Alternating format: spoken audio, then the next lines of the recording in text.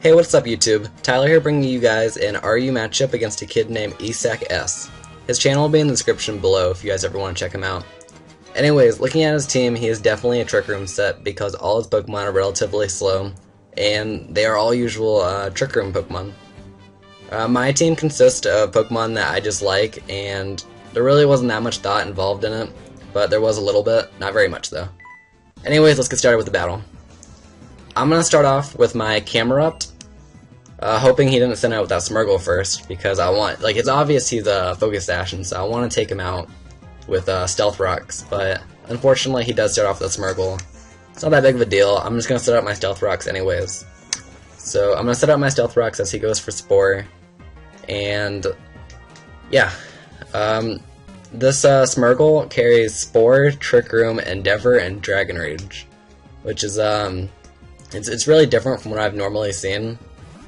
I didn't know that at the time, so I'm just gonna switch out into my Bruce Lee, thinking that I can just fake out this Smeargle to death. And so he's gonna go for Trick Room as I switch in, and so I mean that's okay, I guess. I'm just gonna go for Fake Out, and yeah, get him down to 1 HP. See, at the time I didn't know he had Endeavor, and so I just switched out to my my Camerupt, thinking that he's gonna go for Spore to get my Hitmonlee asleep. But he ends up going for Endeavor and knocks my Camerupt down to 1 HP. It really sucks, but I mean, it doesn't really matter. I don't really need Camerupt that much in this battle. I'm gonna get Leftovers Recovery about 22 HP. If I would have hit 40, or if I would have hit a little bit over 40, that'd been great. But I mean, Leftovers doesn't do that. So he's gonna knock me out with Dragon Rage, and yeah, my Camerupt's down, and so I'm gonna go back into my Bruce Lee, my Hitmonlee, and it's gonna take him out with a good Fake Out. I really wish I would have had a Mach Punch for this battle, because I mean I could have just used Fake Out my last turn and then Mach Punched him. Okay, so the dimensions of twisted back to normal, and he's gonna send out his Slowking. Since I know he's gonna have to go for Trick Room eventually, I'm gonna go right for High Jump Kick. I was expecting him to go for Trick Room that turn, but he decides to go for Psyshock to take me out. I mean, that's okay. I mean, my Burst Blade did a good amount of damage with that Fighting Gem High Jump Kick, and so I'm okay with that. I don't really need Burst Blade anymore, so I'm happy. So yeah, he does take out my Hitmonlee, and I think I send out my Rotom next. My Rotom has Choice Scarf on it, and since this is a Trick Room team, I probably could have used Trick on my Rotom and tricked any Pokemon that I thought was very good. Very much of a threat to me. But instead, I'm just like, you know, I'd rather have a Life Orb right now, and so I just tricked the Slowking. And so yeah, now my Rotom has a Life Orb as he goes for Trick Room again. And so I'm gonna go for Volt Switch. It's definitely gonna take out this Slowking. And I'm just gonna switch into my Bouffalant now. I really don't know what this guy's gonna send out next. And so, I mean, I just thought Bouffalant was a good choice, and so I go for Bouffalant. I think he sends out Aggron. Yeah, he sends out Aggron, and I don't know, the Head Smash is way too obvious for this. And so I'm gonna switch right out to my own Aggron Fluffy, just to take the Head Smash, not very effective.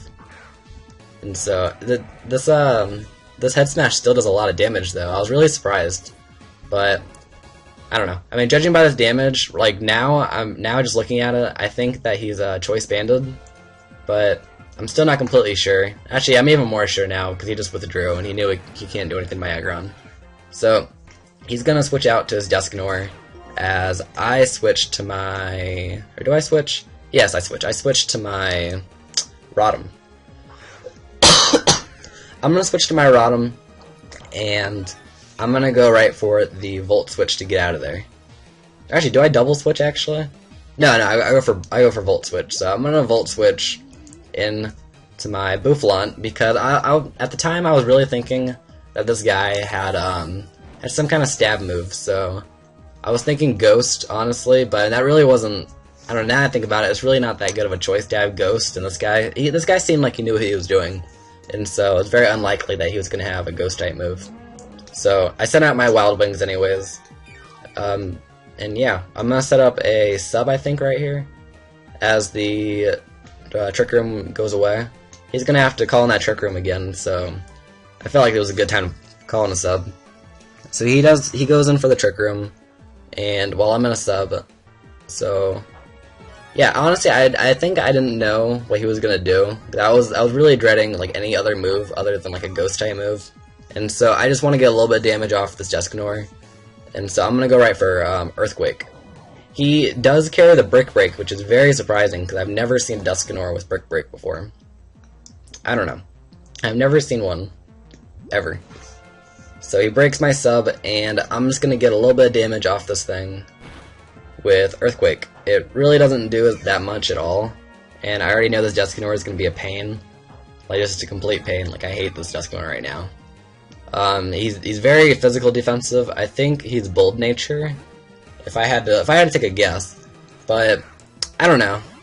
Like, he probably isn't because he carries Brick Break. I don't know, maybe he's Impish Nature, but he goes for Brick Break again on my Quillfish because I switched him. And I'm going to take that not very effective hit with ease and get all my HP back with a Leftovers Recovery. So I get all my HP back, and yeah, he's going to switch out to his Aggron now.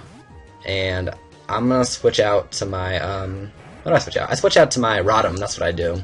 This is a very bad play, in my opinion, on my side, because I tried over-predicting this guy, and it really didn't work out in my favor, like at all.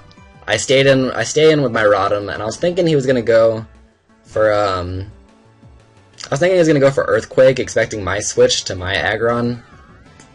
I don't know, I way too over predicted on that one. It did not work out in my favor, and I ended up losing my Rotom because of that, which is very bad. So now I'm just gonna send out my Aggron, not my Aggron, my Bouffalant, just to scare that thing out. So now he's gonna send out his Klinklang as I come in.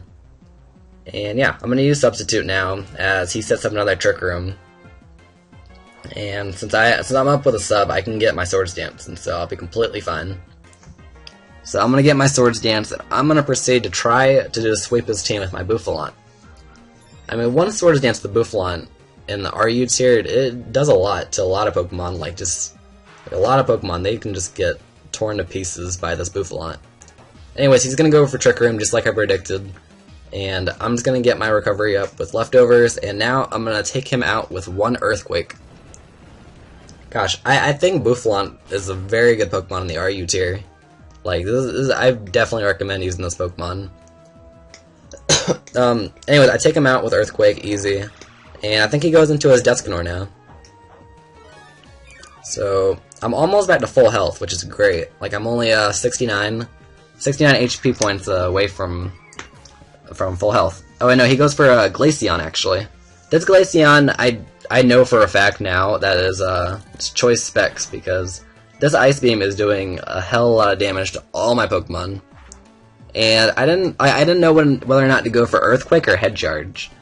Now that I think about it, I really should have gone for Head Charge, because I would have killed him. But I ended up going for Earthquake at the time, just because.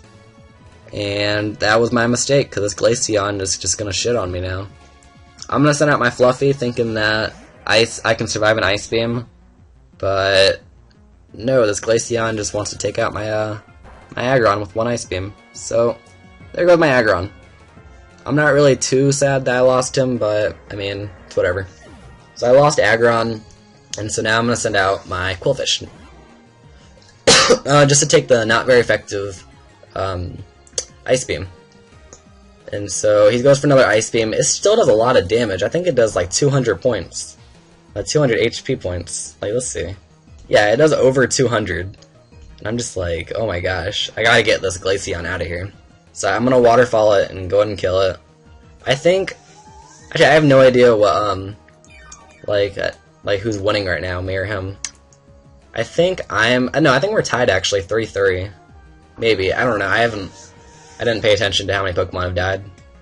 And so, he's gonna send out his Dusknoir, and I'm gonna switch out, I think. Oh no, I go for Waterfall. Alright, well I go for Waterfall. Oh yeah, I'm trying to flinch this thing, because Dimension's twisted back to normal. And I'm trying to flinch him so he doesn't use Trick Room. But he ends up getting the Trick Room off anyways. And so I'm just like, fuck. and I go for another waterfall, and here is where my luck just starts kicking in like crazy. Like, this Aggron, in my opinion, he's gonna switch into his Aggron, and this Aggron just gets screwed over, in my opinion. Like, honestly, I feel kind of bad for this Aggron. So I'm gonna go for waterfall. I'm gonna go for waterfall this turn, and I'm gonna get a critical hit, which does the whole hell of a lot of damage. If Aggron didn't have a good defense, then I would have taken this thing. I would have taken this thing out easy. But I get a crit, and since I know like Head Smash or Earthquake is gonna be coming, I'm just gonna switch out because I have to sack. I have to sack something, and my only Pokemon left is actually Wild Wings. And so I'm gonna sack my Wild Wings, and yeah, I really need my my Quillfish if I even want to survive this battle. Like, right now I was thinking, no, I'm not gonna win this, like, at all. Like, maybe I could if, like, my Intimidate gets off and, like, my Quillfish's defenses and HP are good enough. Like, maybe I can survive a Head Smash. But here's my luck just gets just amazing, and I'm so happy this happened, because this really just won me the battle because of this. He misses Head Smash. My Quillfish avoided Head Smash, and I get a Waterfall off him. It's gonna kill him, and all he has left now is Dusknoir. Yeah, this Dusknoir barely has any HP, and so I can take it out pretty easy. Honestly, this part I thought was actually really funny. It reminded me a lot of MW3's death streak called Dead Man's Hand. I don't know if you guys ever seen it, but what happens with Dead Man's Hand is, like, basically you kill your opponent, but your opponent drops to the floor with a pack of C4, and just blows you and him up, basically. So, yeah, I mean, just imagine this, like, this Dusknoir just dropping to the floor with a pack of C4, and exploding my Quillfish. That's basically what just happened. Honestly, I think this battle could have been a draw, but, I mean, I don't know, Pokemon wanted to say that I won. But, that's cool. I'm okay with that. Essak, good game. I really enjoyed that battle. But, yeah, so guys, if you like this battle, just go ahead and like the video. And if you haven't subscribed already, go ahead and subscribe. Thank you guys for watching. Alright, see ya.